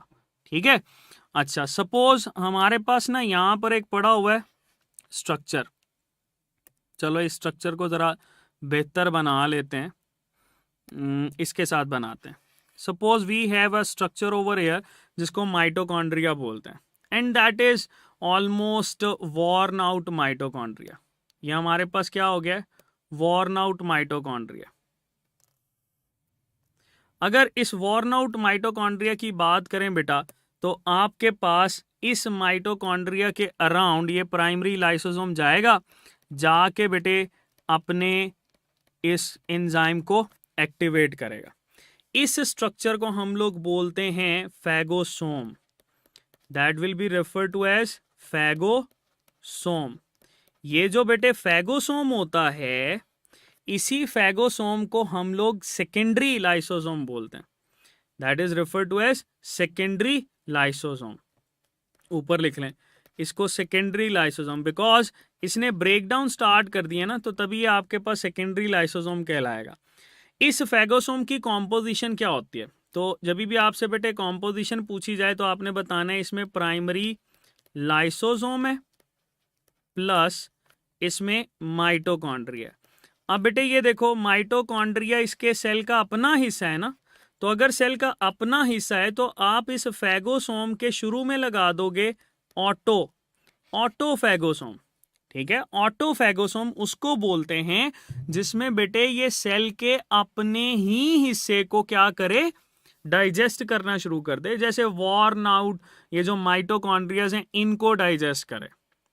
ठीक है, अच्छा अगर ऐसा है हमारे पास कि एक बेटे ये एंटिटी है, इस एंटिटी को ये इनगल्फ करता है, ठीक है, और इसमें ये प्लाज्मा मेम्ब्रेन जो है इसके अराउंड जो है वो बन जाती है। ठीक है, that there is plasma membrane, इसको हम लोग बोलते हैं फूड वैक्यूल। ठीक है, अगर यही बेटे लाइसोसोम जो है ये इस फूड वैक्यूल के अराउंड जाके सिक्रीशन करता है, तो अभी भी हम इसको क्या बोलेंगे, फैगोसोम बोलेंगे। ठीक है, that is refer to as phagosome. अब इस फैगोसोम की कॉम्पोजिशन क्या होगी बताओ जरा। इसकी कॉम्पोजिशन होगी प्राइमरी लाइसोसोम जिसने अपने एंजाइम दिए, प्लस इसके अंदर बेटे फूड वैक्यूल। तो primary lysosome plus food vacuole ये दोनों मिलकर आपके पास फैगोसोम बना रहे हैं। क्या फूड वैक्यूल इसका अपना हिस्सा है? नहीं है, इसने बाहर से लिया है। तो बेटे इस वजह से हम इसके साथ टर्म यूज करते हैं हेटीरो, तो ये बन जाएगा हेटीरो फैगोसोम। फैगोसोम आपके पास सेकेंडरी लाइसोसोम तो है, लेकिन ऑटो और हेटीरोफैगोसोम बहुत जरूरी होता है बेटा, क्योंकि इसी से ही आपके पास ये डिफरेंशिएट करते हैं हम लोग। ठीक है, चलो अच्छा, इसके अलावा बेटे ये प्राइमरी लाइसोसोम क्या करता है, ये आपके पास इस सेल से बाहर भी आ सकता है, यानी सेल से बाहर आके इसने सिक्रीशन कर दी। अगर ये सेल से बाहर सिक्रीशन कर रहा है तो बेटे हम यहाँ पर कहते हैं कि इसकी सिक्रीशन को मोस्टली जूसेस लेबल कर रहे होते हैं, या आपने कभी पढ़ा हो सलाइवा, तो उसमें भी यही होता है। गैस्ट्रिक जूस उसमें भी यही होता है। पैंक्रियाटिक जूस उसमें भी यही होता है। तो बेटे ये आपके पास सेल से बाहर आके अगर डाइजेशन करेगा तो इस डाइजेशन को हम लोग बोलते हैं extra cellular digestion. That will be refer to as extra cellular digestion. Cell से बाहर आकर डाइजेशन कर रहा है, और अगर ये सेल के अंदर बेटे डाइजेशन करता है, जैसे ये फूड वैक्यूल की और ये माइटोकॉन्ड्रिया की, तब हम इसको क्या बोलेंगे, that will be refer to as intra cellular digestion. तो ये एक्स्ट्रा सेलुलर डाइजेशन और इंट्रा सेलुलर डाइजेशन ये बेटे दोनों तरह की डाइजेशन करवाना इसका काम होता है। ठीक है, इंट्रा सेलुलर डाइजेशन भी करवाता है और एक्स्ट्रा सेलुलर डाइजेशन भी करवाता है। फिर अगर ये हमारे पास ये लाइसोसोम जो है इससे बाहर निकले, बाहर निकल के बेटे अपने ही सेल के ऊपर एक्ट करे, ब्रेक डाउन कर दे, तो इसको हम लोग बोलते हैं ऑटोलाइसिस।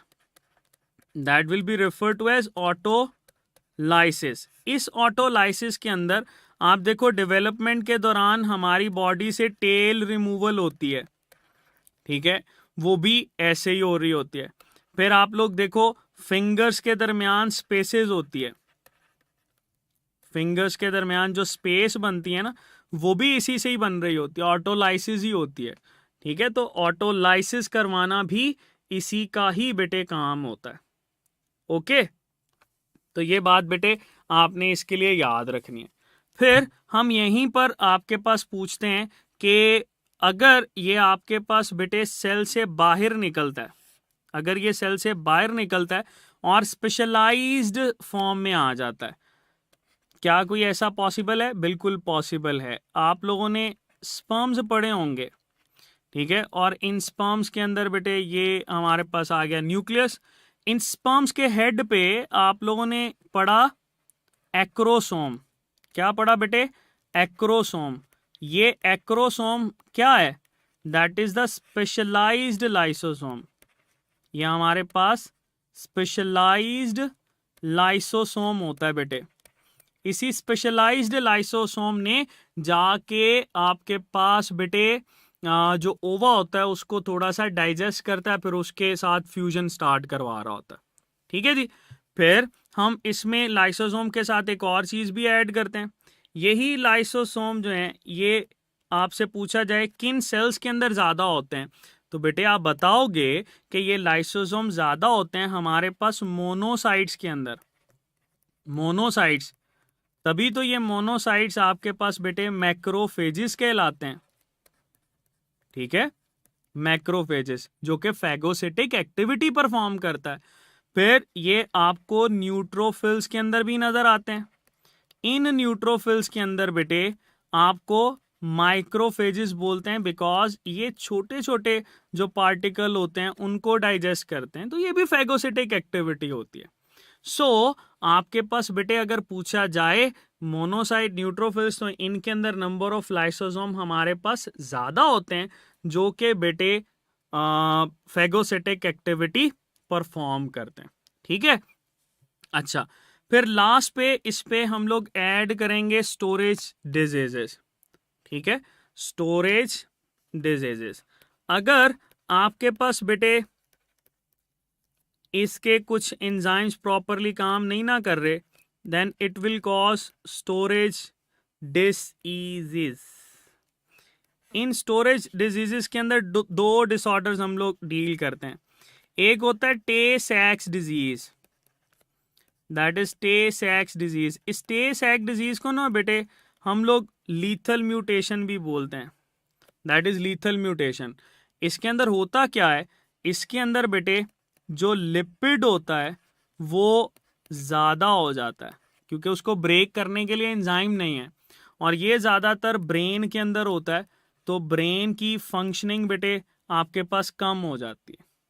ठीक है, that can lead to mental retardation, और अल्टीमेटली इसके अंदर ना डेथ होनी होती है। इस वजह से हम बेटे इसको लीथल म्यूटेशन बोलते हैं।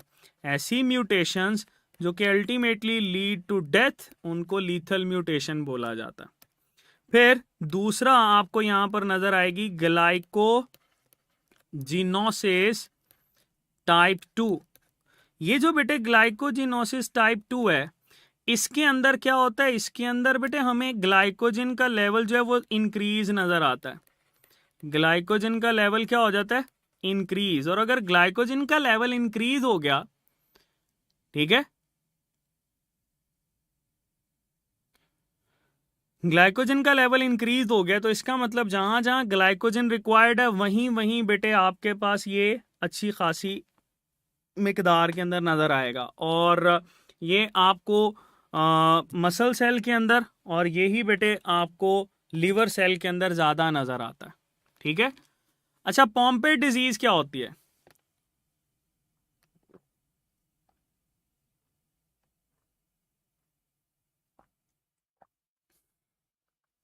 बताओ जरा, पॉम्पे डिजीज क्या होती है?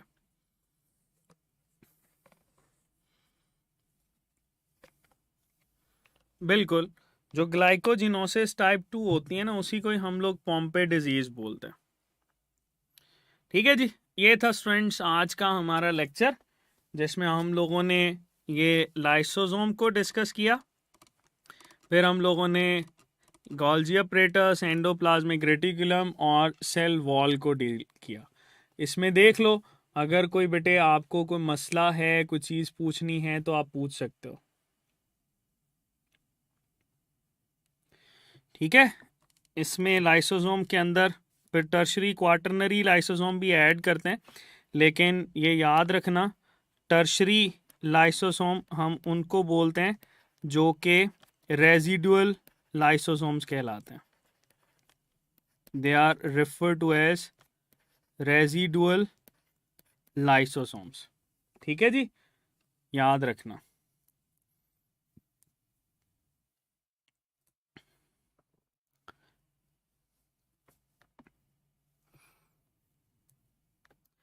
जी बेटे, you got just last 5 minutes. If you have any question तो आप पूछ सकते हैं.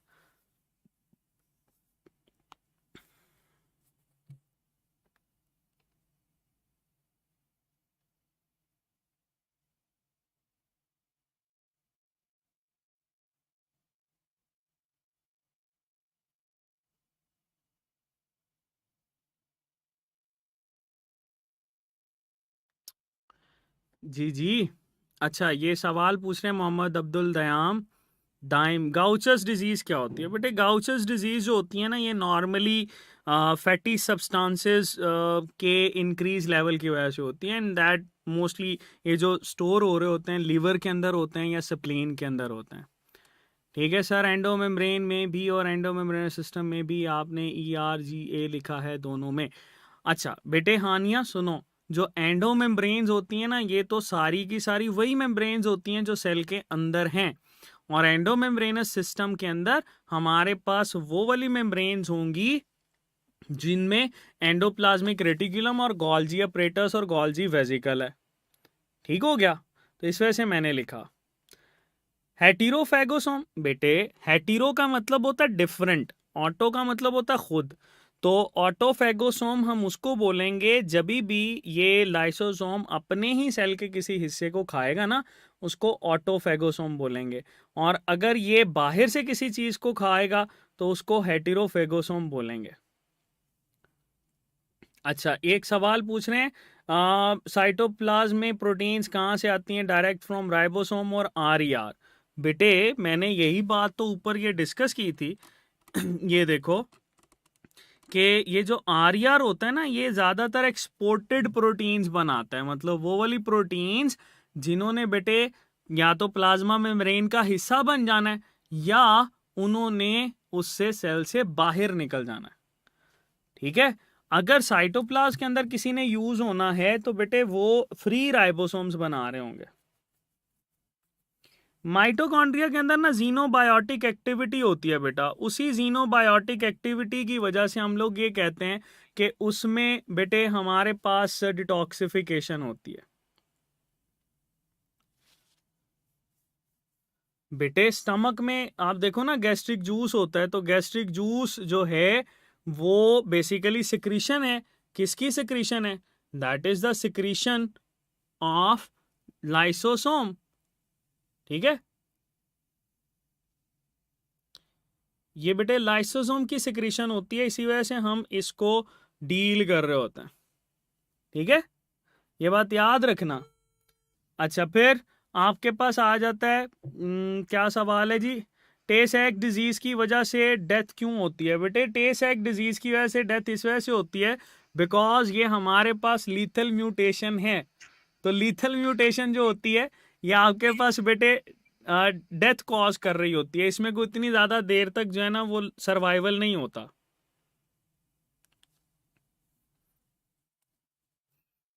मोनोसाइट वाला रिपीट कर दें अलीजा. बिल्कुल बेटे, मोनोसाइट्स जो होते हैं ये हमारे पास मैक्रोफेजिस के अंदर कन्वर्ट हो जाते हैं ना.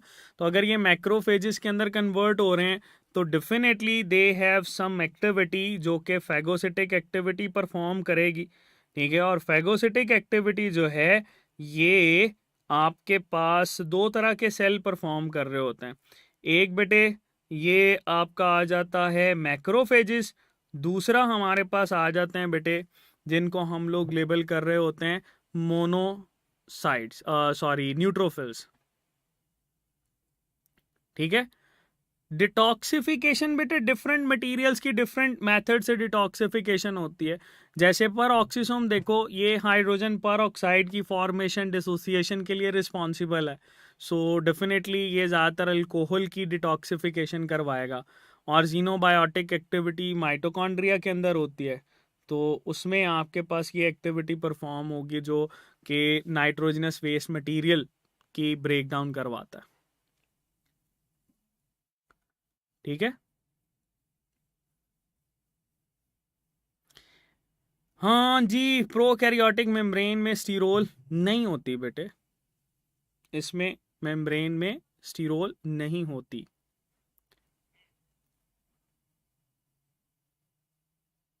ऑटोलाइसिस और ऑटोफेगी में डिफरेंस क्या है बेटे? ऑटोलाइसिस होता है अपने ही सेल को तोड़ना, और आपका सेल तभी टूटता है जब प्लाज्मा मेम्ब्रेन रप्चर होती है। ऑटोफेगी होती है कि आपने किसी स्ट्रक्चर को खा जाना, जैसे माइटोकॉन्ड्रिया। ठीक है, ओके ओके जी बेटे, अल्लाह हाफिज। That is all from today.